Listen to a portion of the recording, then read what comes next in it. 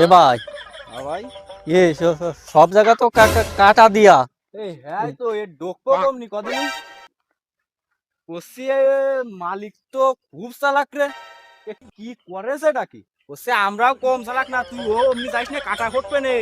OC কি দিল্লু শোন, আমরাও কম চালাক না, তুই গাছে ঠেলে ওঠ, আমি তোর পাশা ঠেলে দিচ্ছি। এ ভাই, আমি তো গাছে উঠতে পারিনি। ওরে আমি তোর পাশা ঠেলে দিচ্ছি, তুই ওঠ ওঠ ওঠ, আমি তোর পাশা দাঁড়া। ঠেলে দিচ্ছি, ওঠ। মালিক মালিক আমাদের থেকে কি বেশি চালাক? ওঠ। এ ভাই, দড়ি দি ওঠ।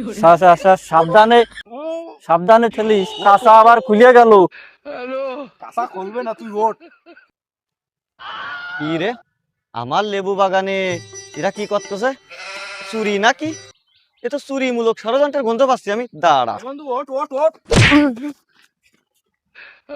মাসুদ মাসুদ একটু জোরে খেলা মার, আমি তো উপরে উঠতে পারতেছি না। বাবাজি, ভোরের দিক খেলা মারবো না ঠ্যাং ধরে নিচে টান দেবো?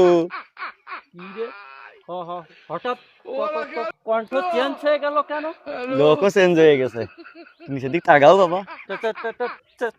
চাচা, আমি কিন্তু গাছে উঠিনি। আমি উঠিলাম, ওই যে তুমি টেনে নামাইলে আমারে।